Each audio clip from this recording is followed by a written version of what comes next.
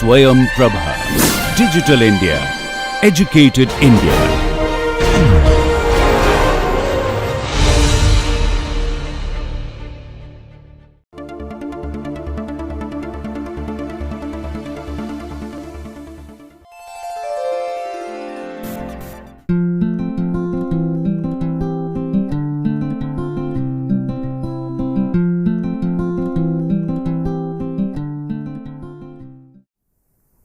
Welcome once again to the series of video lectures on cultural studies. We are today at the end of module 1, and this lecture, the 10th lecture, is on post-structuralism. As you are aware, we looked at two other theories. We began with structuralism, and then we went on to Marxism, for which we devoted 2 lectures, and today we are going to look at post-structuralism. Needless to say, this doesn't mean that these are the only 3 theories in cultural studies. As I had mentioned earlier, what I would do is, when I go on to the other modules, for instance, when I look at key concepts, gender for instance, that is when I would be looking at feminist theory. When I go into the module which deals with virtual culture, I would look at post-humanism and so on. So, welcome back once again. As you are also aware, these lectures are being recorded under the National Program on Technology Enhanced Learning, which is an initiative, a joint venture by the Indian Institutes of Technology and the Indian Institute of Science. My name is Lisa, and I teach English at IIT Guwahati. Well, as always, we do a recap of what we had discussed in the last lecture, and you would recall that the last lecture, lecture 9 of module 1, was devoted to Marxism. It was the second part of the 2-part lectures on the cultural theory of Marxism. Well, I shall run through very quickly over which I think are the important points in the last lecture.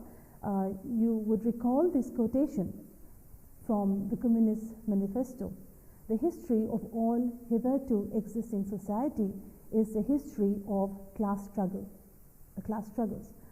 And we saw that over the ages, under different modes of production, we may divide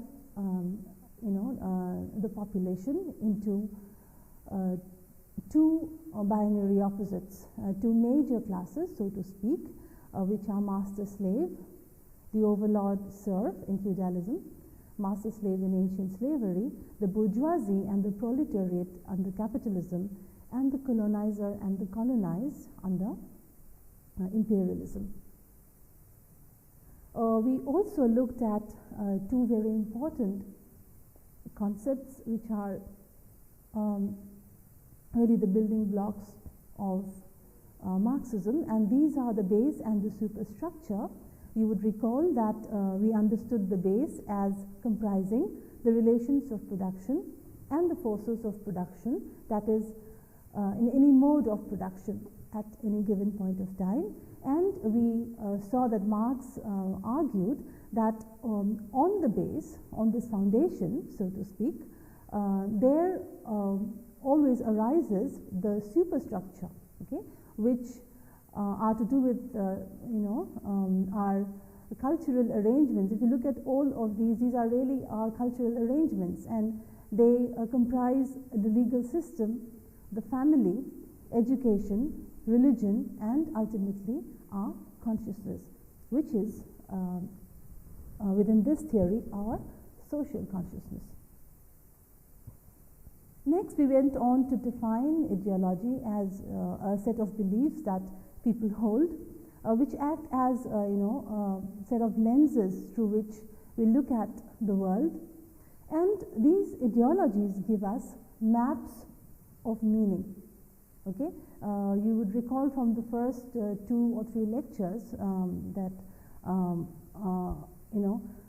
with which I began these lecture series, that culture is also known as maps of meaning. So ideology, which is a set of beliefs, values that we hold, give us or form for us or construct, so to speak, for us maps of cultural meaning. Then we also looked at how consent is manufactured from people through processes of socialization, which are done through certain cultural institutions like religion, education, and the mass media.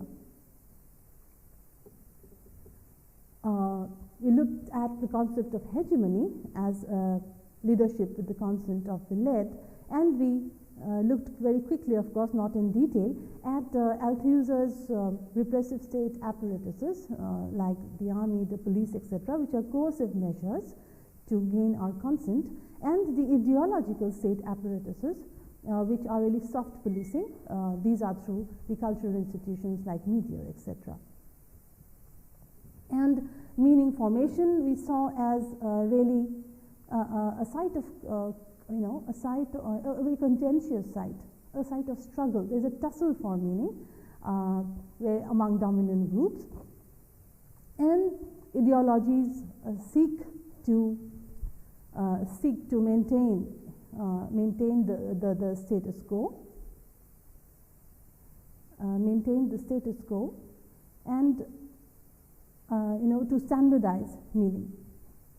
Then we also looked at what practice meant for Karl Marx, and the very famous quotation, "The philosophers have only interpreted the world in various ways. The point, however, is to change it."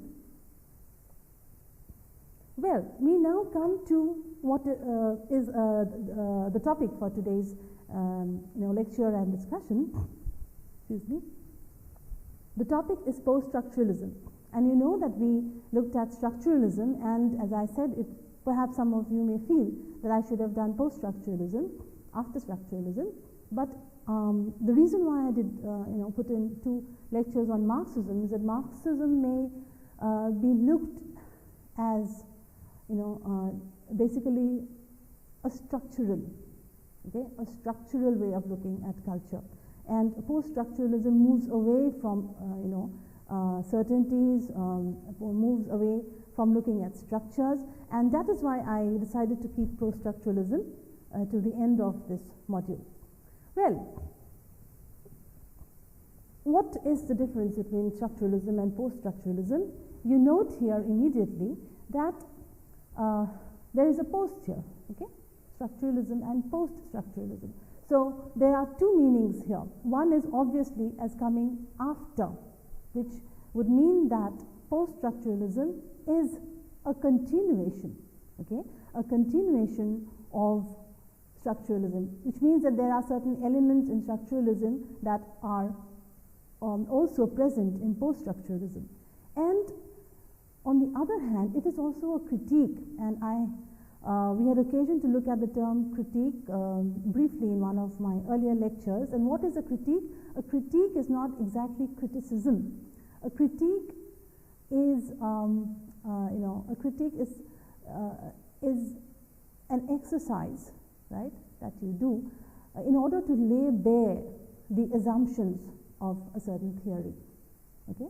So, what are the assumptions or the presumptions of a particular theory, and which leads that theory to argue in a certain way, right? So, post-structuralism is both a continuation and a critique of structuralism, and in what follows we shall see how. Let me quickly quote from the Sage Handbook by Chris Barker. Some of you would find this extremely helpful in the sense that the concepts and terms have been very very beautifully explained in this handbook. The prefix post clearly suggests after.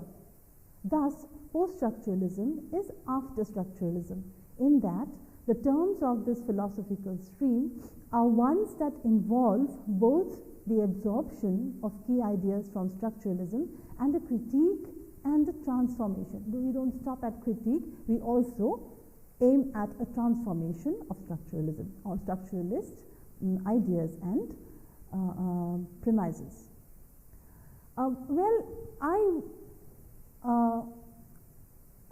I strongly feel that we need to bring in a term from philosophy here, a branch of philosophy which looks at knowledge. Okay, because knowledge within the post-structuralist theoretical enterprise is highly problematized. Okay, so it is important for us to know certain terms from philosophy, and that has always been my belief, and as far as possible my practice, even when I teach in the classrooms in IIT Guwahati. What is epistemology? Epistemology is, or maybe very briefly defined as, the theory of knowledge. Okay, so what do we mean when we say theory of knowledge? When we say theory of knowledge, we would include, among other things, these three things. Okay, one is the origin or the source of knowledge. What is, if I say I have a piece of knowledge, then I need to ask, I need to theorize, I need to speculate, I need to do maybe a critique of that piece of knowledge, and I would first ask, where did that knowledge come from? Where did I get my knowledge? Is it from am I appealing to the rationalist school, or am I appealing to the empirical school, or like many people, am I appealing to a certain mystical source for knowledge, right? So one is the source or origin of knowledge. Two, the limits and boundaries. When we say limits and boundaries, we do not exactly mean the limitations. What we would really mean here is to ask questions like, what are the boundaries within which this piece of knowledge that we are talking about, okay, or we are forwarding, what are the boundaries within which such knowledge is possible? Okay, so we need to what we call delimit the boundaries. Okay, and what is the state of knowledge, or what is the status of that piece of knowledge? Okay, so these things go into epistemology, and as I said, I reiterate that it is important to look at this branch of philosophy when we talk about post-structuralism. Now, if I asked you, what do you think about truth? Okay, what is truth? And in this case, truth with a capital T. Do you think truth is universal? Do you think, do you hold that there is something called universal truth which all of us could access? Okay, stay with this point, and this will come, this will fall into place as far as structuralism is concerned in the next few minutes. Second, what is belief and what is knowledge? Okay, is belief the same as knowledge? Okay, another question would be, is belief, when does belief become knowledge? Right? In epistemology, we hold that knowledge is a belief that has been justified. Okay, so when does belief become knowledge? A belief becomes knowledge when it has been justified. So belief is known as justified knowledge. Now, I would again use a quotation from Chris Barker, and I shall explain it in relation to what I have just raised. Knowledge is not a question in post-structuralism of true discovery. Okay, look at this. Knowledge is nothing to do with true discovery. I have discovered this, and this is truth, and it applies also to science. Okay? It applies to science in the sense that we cannot take any piece of knowledge for granted.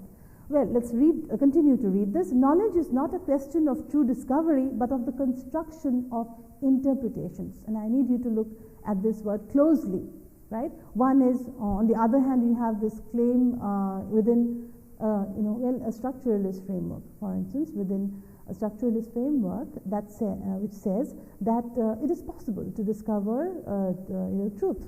On the other hand, within post-structuralism, we do not talk about discoveries and truth. We talk about only interpretations, right? So the world, there is data in front of you, reality as data, and that data comes to you in the form of interpretation. So knowledge is not a question of true discovery, but of the construction of interpretations about the world that are taken to be true. Okay? Insofar as the idea of truth has an historical purchase, it is the consequence of power, that is, of whose interpretations come to count as truth. Okay? So it is where post-structuralism holds that you cannot look at knowledge, truth in a very naive or at face value. Whenever we have interpretation, we will ask whose interpretation is it, or it is, okay? And we know that that interpretation is tied to another word, very seminal, and which we shall look at here briefly, but in another module, it would be the topic of a whole lecture. Okay, so whose interpretations? Okay, the play of power, that is important. So therefore, knowledge, truth, universal truth in post-structuralism, these become simply a matter of A, interpretation, okay, B, language games. Recall from my first two lectures that we had, from the first or second lecture, we looked at Wittgenstein's concept of language games and how language and language games, okay, these two terms are seminal to cultural studies as different from the study of culture. You recall in my first or second lecture, I had mentioned this. If at all we have to make a difference between the study of culture in an anthropological sense and doing cultural studies. Okay, so truth, universal truth, knowledge, these are matters according to post-structuralism relating to interpretation, language games, and power. Okay, so the whole you from your childhood you may have heard of this slogan, knowledge is power. So knowledge is power takes on a wholly new sort of connotation, and you recall Roland Barthes' differentiation between denotation and connotation. So it takes on a whole new connotation when we talk about knowledge is power within cultural studies. So, well, now how does post-structuralism problematize meaning? You would recall that in structuralism we learned that meaning, according to the Saussurean theory, meaning is differential, okay, and relational. It operates in a network, in a system of structures in which meaning emanates or meaning comes about in a differential and relational network. Now, what post-structuralism does is it furthers, right? It furthers this theory to, well, quite an extreme, really. Now, let's look at it, and we shall see a seminal figure here, okay, a theorist here. Again, in structuralism, we saw that meaning comes about as organization of signs, and a certain stability of meaning is established through structures. Now, in post-structuralism, this whole differential and relational aspects of meaning is pushed to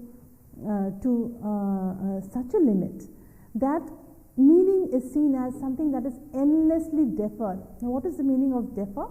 You know that the meaning of defer is to postpone, right? Because you defer something, you defer an appointment, etc. So meaning is deferred, that is, you can never come or never arrive at a complete meaning. Meaning is always provisional, and meaning is always deferred, in the sense that you can never grasp, okay, you can never grasp a signifier totally. And this is the theorist that I had referred to just a while ago. His name is Jacques Derrida, who is a French theorist, and I'm sure many of you have heard of Derrida. Derrida held the following: because of the very nature of words or signs as being relational and not referential. Recall that signs are not referential. They do not by themselves refer directly, okay, or in a one-to-one correspondence with reality. Okay, they are not referential, they are relational. They will now, because of this feature of words or signs, they will always carry with them traces of other related words and signs. And one of the examples, that is a very common example in structuralism, which I'm sure every teacher, almost every teacher uses, is the difference between cat, hat, rat, mat, sat. And structuralism holds that the meaning of rat or cat or mat comes about not by itself, but in a system of differences within the whole sign. Okay, these words where only the consonants are different. So we understand them in a system of differences. Now Derrida holds that when you say cat or rat or mat, each of these words will carry traces of other related words and signs. For instance, when you in another axis, when you say cat, there's also the trace of cat being not a dog. Okay, say two domestic animals. A cat is just simply not a cat. It is the fact, it's not simply that it is a cat, but more importantly, within the structuralist and post-structuralist frameworks, the cat is not a dog. Okay, so Derrida says that every term, because it is in a relational framework, okay, it can't help but carry the traces of the related signs that are there in the system. Therefore, and let's look at this slide. Therefore, Derrida says, uses a French word called différence, and this is the term. He says that we should not use the term difference but différence, which means both. This word différence means both to differ and to differ. Okay, difference from structuralism and deference from post-structuralism. The word difference carries with it the meaning of both. So meaning is both, it both differs and is forever deferred. I would like to quickly look at an apt quotation from Pramod Nair, a book which I had mentioned in my first lecture as, which I think is would be a very useful book for those of you who are beginning cultural studies. And as you know, these lectures are recorded primarily for students who opt for humanities electives in engineering colleges. So in that sense, this book I think would be very useful to you. So the quotation runs thus: "Thus, reading or interpretation is the movement through the chain of signs, seeking," and look at this, "a temporary meaning." Okay, a temporary meaning from or at each halt. So meaning is provisional, meaning is always temporary, and why so? Because meaning is deferred. Okay, this suggests that every signifier, a word or a sign, leads not to a stable end signified, but to more signifiers.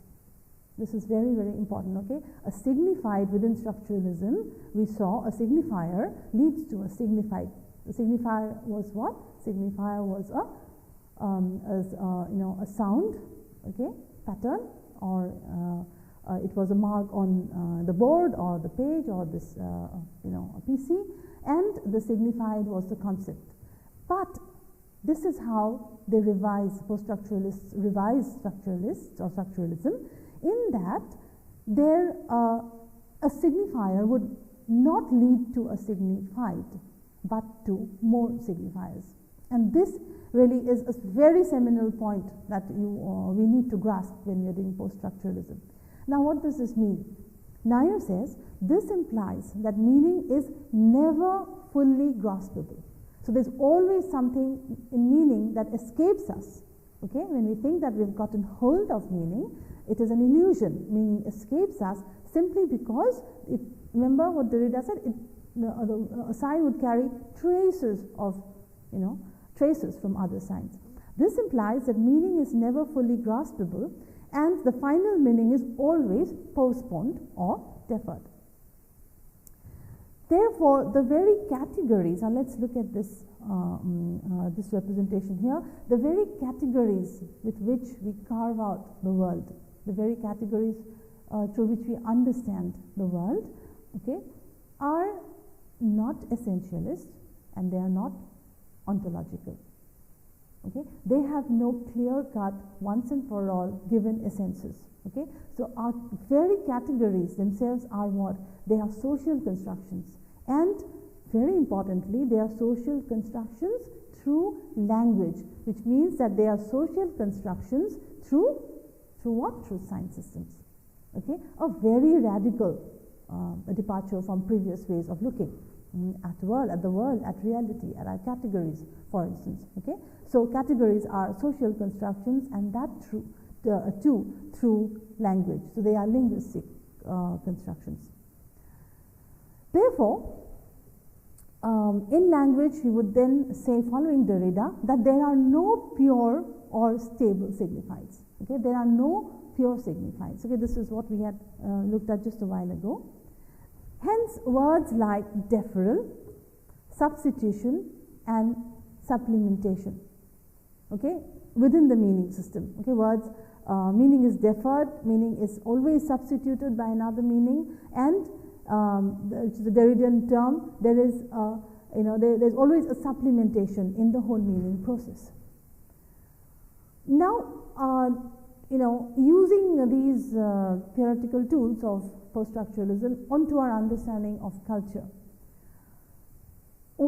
how would we then use this for our understanding of culture as a theoretical tool? We would say that in culture, identity, okay, the question of identity, and I shall devote a whole lecture to identity. For now, it's important for us to look at what post-structuralism talks about identity, and this is the thrust of cultural studies. Identity is therefore always unstable. Identity is forever recreated. Now, when you think that you have a particular identity, okay, you have a particular identity as a person, as a human being, as belonging to a certain community or some region, etc. Okay, you feel that you have hold a certain identity, or people look at you with through this identity. But this theoretical thrust, okay, or this theoretical underpinning of cultural studies would tell you that identity is as cultural meaning, as personal meaning, okay, is following the sign system. In post-structuralism, identity is always unstable and is forever being recreated. More about this when we look at identity in Module 2 as a key concept. Therefore, identity is shifting, and identity is always contingent, that is dependent on contingent events. Okay. Now, after Derrida, we have to look at another a French philosopher named Michel Foucault, and Foucault is central to cultural studies, particularly when this very seminal concept in cultural studies called power is concerned. Okay. Now, how does Foucault differ from Derrida? Foucault says, and this is very important, please look at this sentence. Foucault says that, well, meaning is not to be seen in terms of a chain of eternal deference.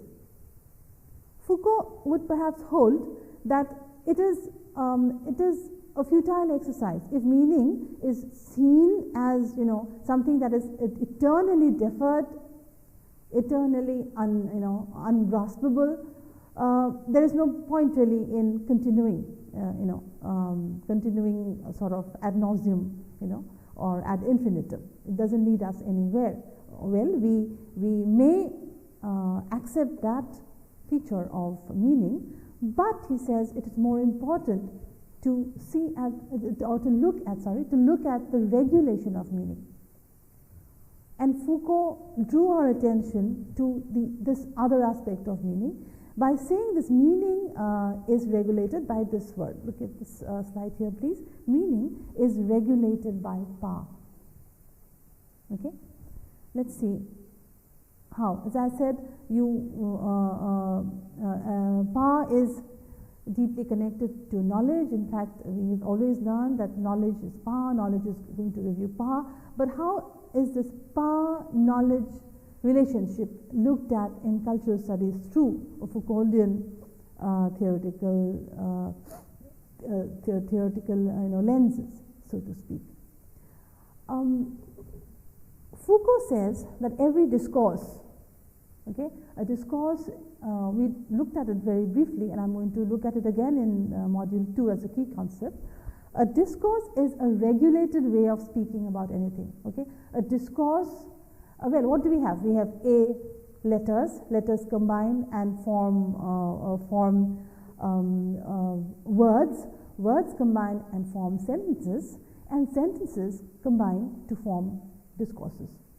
So Foucault held that discourse is not innocent.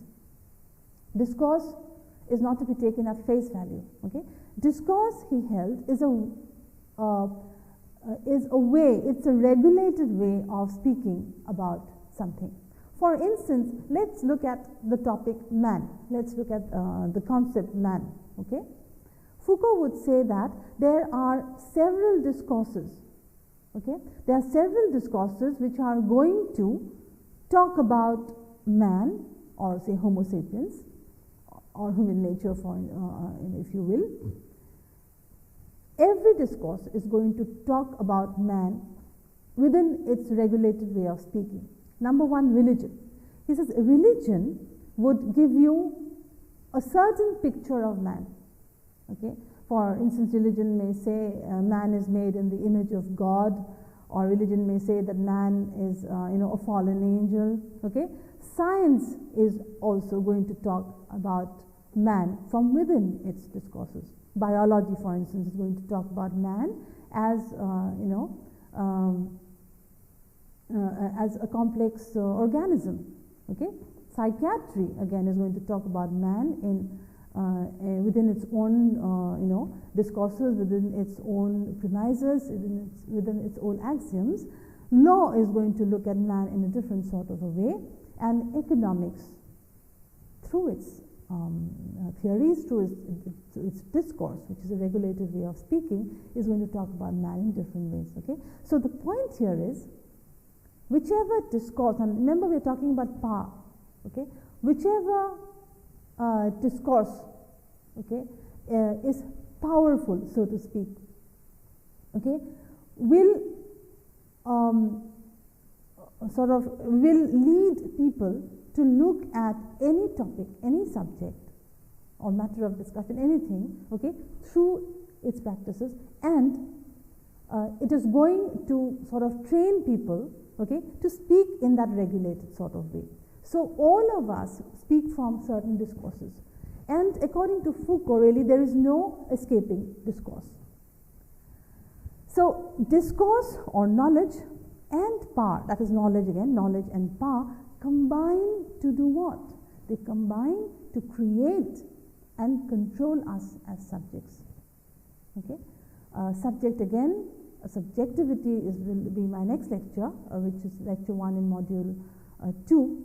Suffice it for here to simply know that Foucault held that discourse in the form of knowledge and power, they create and control us as subjects. And this is again the realizing or acknowledging the political nature of power and knowledge. Therefore, the subject, that is you and I, the subject is really in the ultimate analysis is an effect of discourse. Okay? Man seen in a religious sort of a way is not really what man is, or man seen from an economics point of view is not exactly the totality of what man is. Okay? Within these two discourses, so religion or economics, man is an effect. It is a result, so to speak, okay, of our looking at man through the discourse of either religion or economics. Okay, so the subject, you and I, are really the effect of discourse.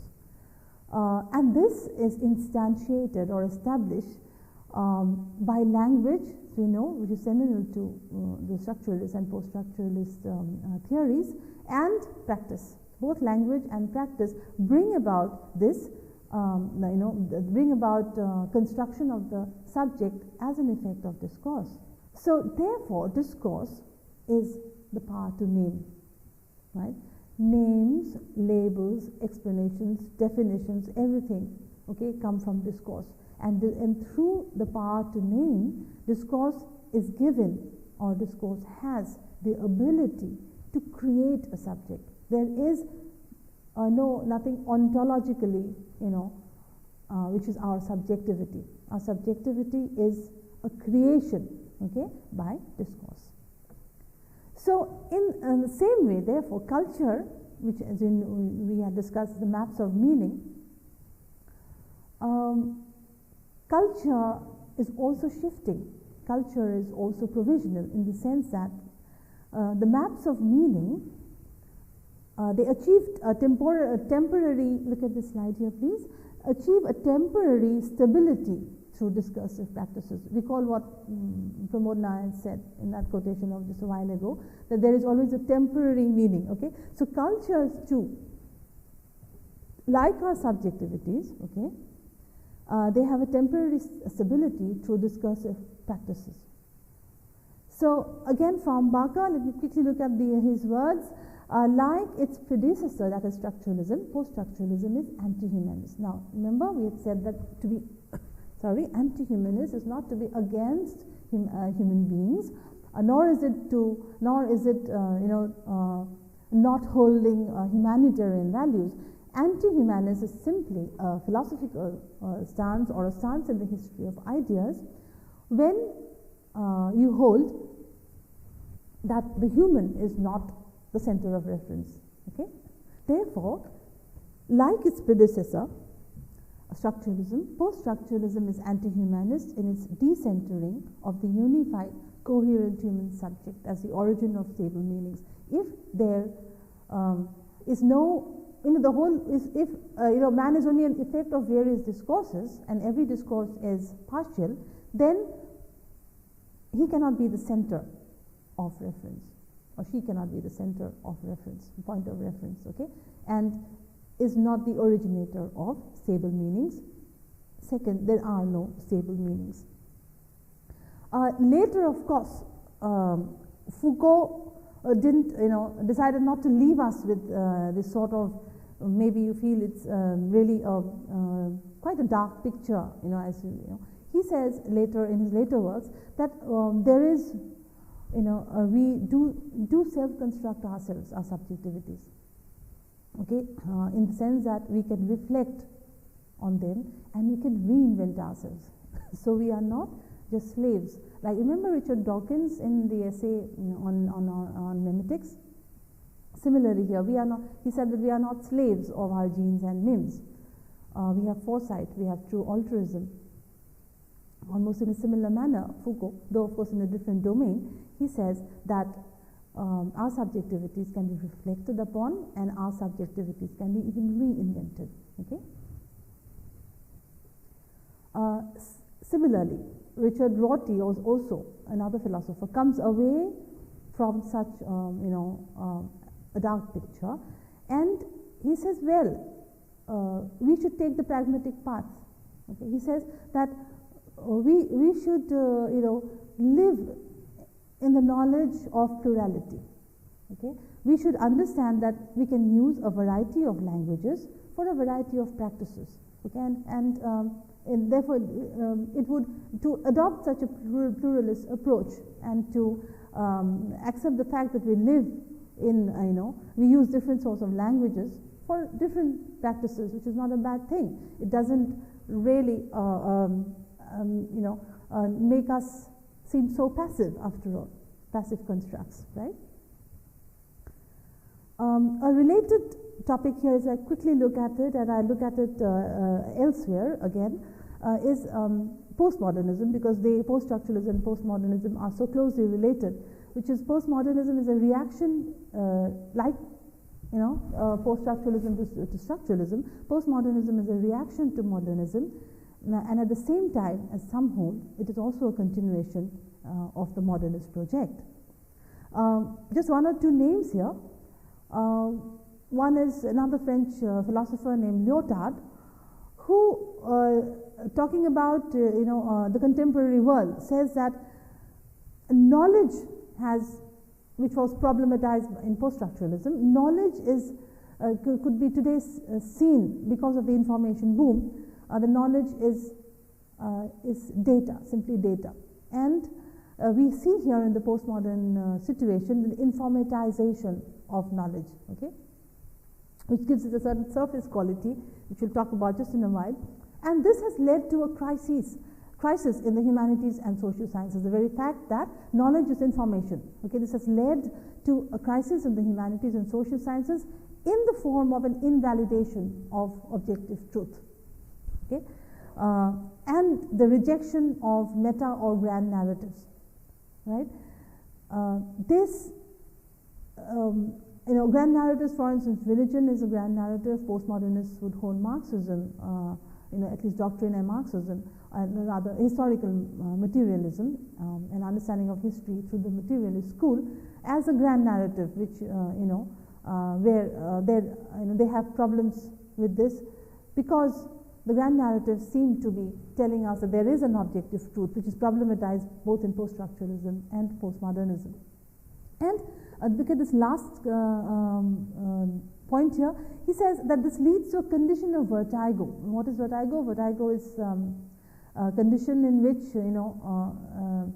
is a condition in which you feel that the world is spinning. Okay, you feel it's a condition. It's a confusing. It's a situation in which you probably feel that it's a chaotic situation, right?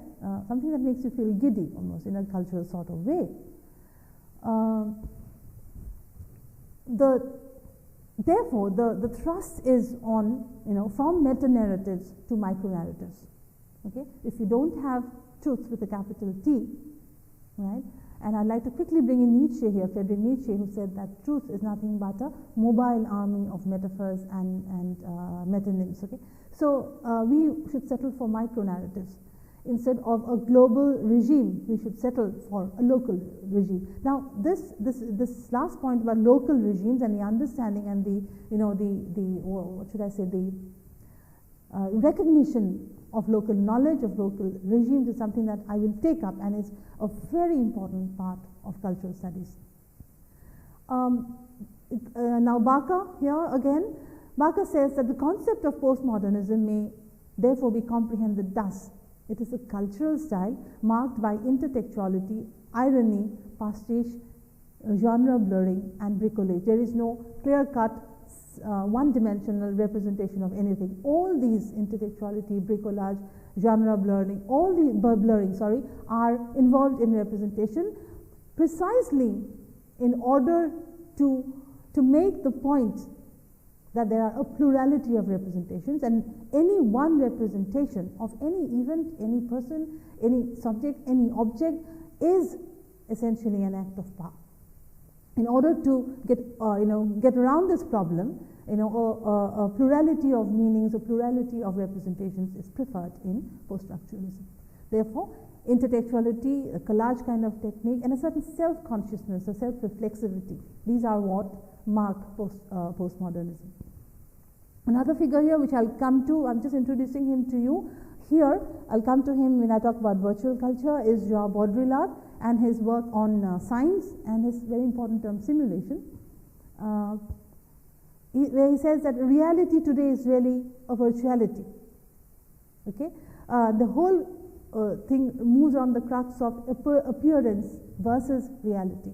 Okay, so more about this is just to say that he is somebody who will come up in our discussion. Okay, but simulation is, you could say, ironically, the real thing rather than reality as we understand it. Therefore, postmodernism is, well, it's criticized by many as a culture that is depthless. Okay, because we go for surfaces. Remember Lyotard, when we talked about information, knowledge is information, knowledge is data. Baudrillard, okay, as science and simulation, okay, and not reality as we understand it. So postmodernism is often called a depthless culture and life without commitment. If you are always in, with the belief or in the belief, or in a belief system rather, where everything is provisional, everything is an effect of discourse, or everything is virtual, okay, is appearance and not reality, then it is very difficult to lead a life of commitment. And in this sense, it is diametrically, I would say, opposite Marxism, right? So on the one hand, you have the grand narrative, a life of commitment, of practice, of, remember Marx, changing the world, not simply interpreting it.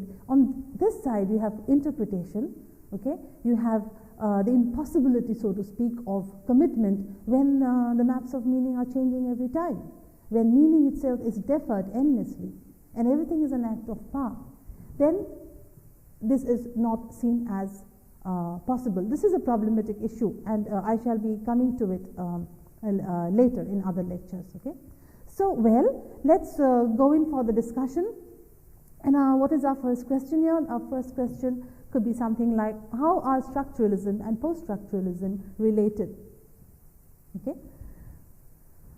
Structuralism and post-structuralism are related in the sense, in a temporal sort of way, as something coming after structuralism, right? Post-structuralism is a continuation of structuralism in time.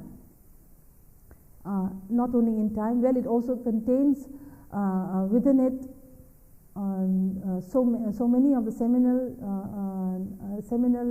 could say, seminal points in structuralism, and at the same time, it is a critique. That is, it lays bare, okay, it lays bare, the theoretical premises of structuralism in a bid to show that there is something in structuralism which is which somehow seems perhaps to be a neat understanding of something. It's as if structures are imposed by us on things in a bid to have order, but which apparently, there being no order, their order is something that you impose, okay, through structuralism, and things are really far more complex than that. In offering what I said is a critique of structuralism, this point is furthered by the practitioners of post-structuralism. Next, well, how does, please look at this question here, how does post-structuralism view truth?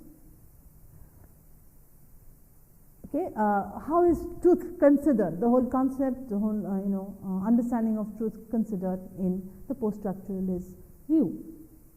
Well, we saw that the answer here is post-structuralism looks at truth simply as a matter of interpretation, as a matter of language games and of power. That is, post-structuralism holds that there is no objective truth, and that truth is really a linguistic construction, right? And it is tied to power. And Foucault has a book, in fact, called Power/Knowledge. Okay, so truth is understood as these three things.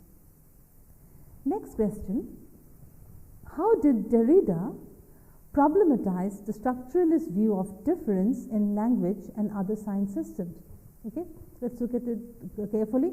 How did Derrida problematize difference, a key concept in structuralism?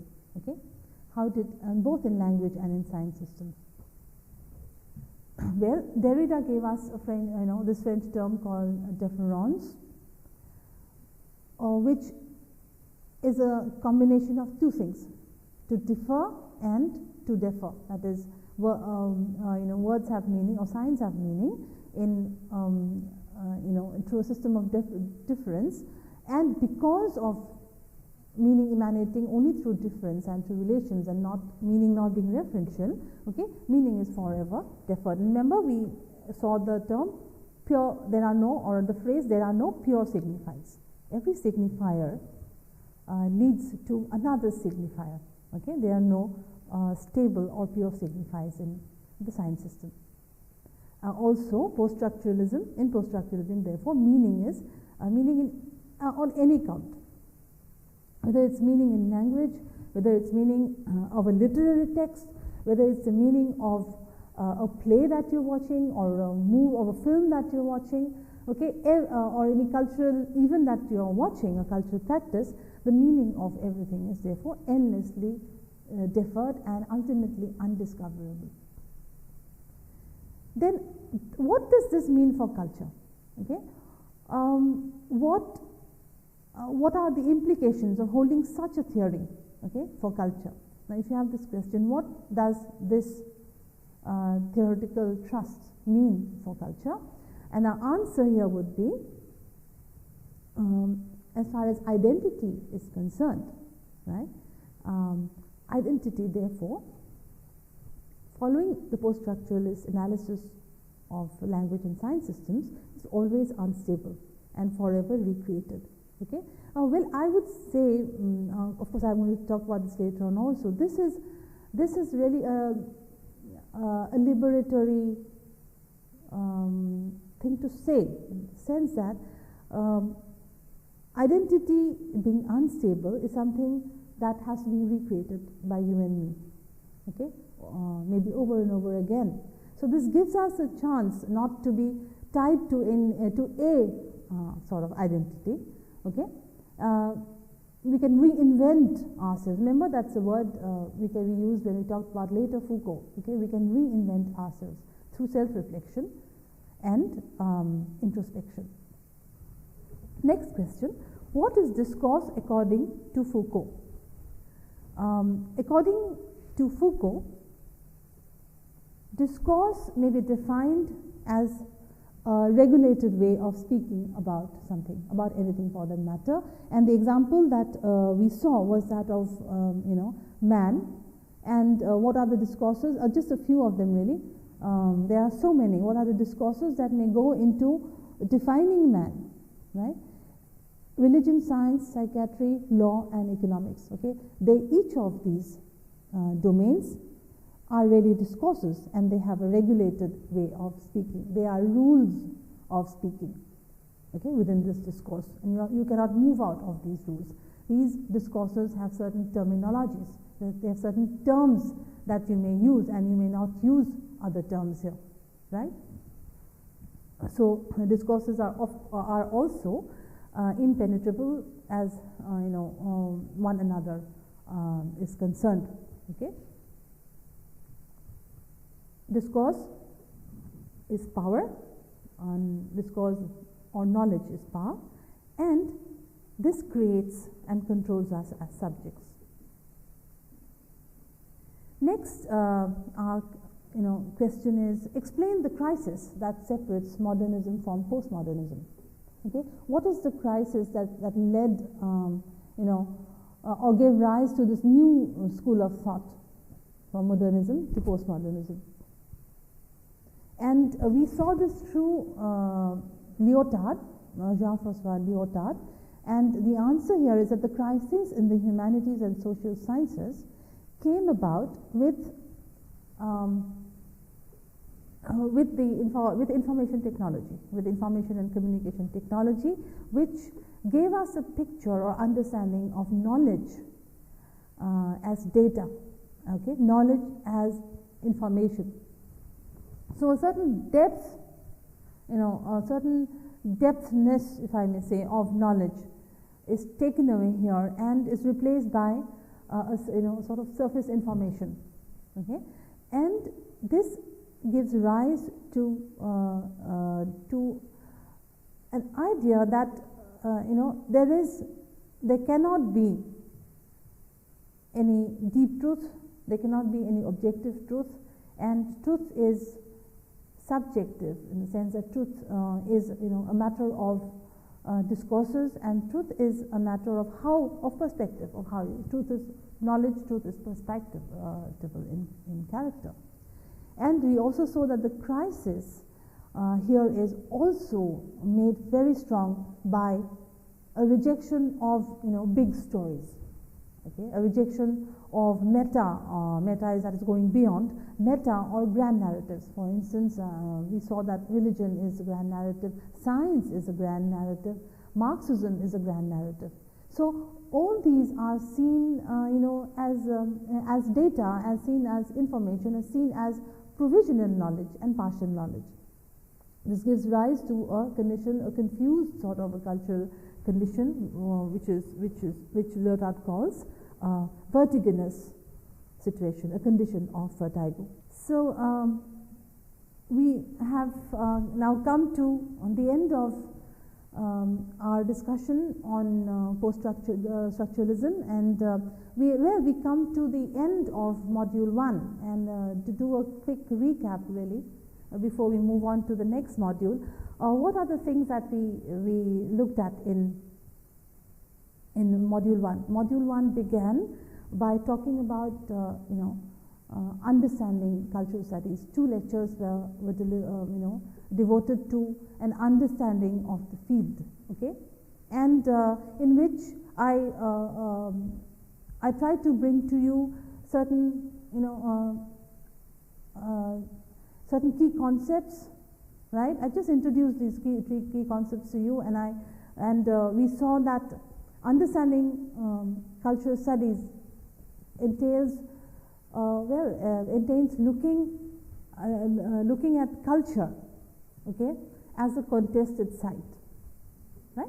Then we looked at the scientific point of view of looking at culture, and we began certain theories. So this is all by way of introducing cultural studies to you, right? So I hope these lectures, 10 lectures, were useful for you, and we shall in the next lecture move on to module 2, which is devoted, as I said earlier, to key concepts, and the first topic we would take up is subjectivity. Thank you.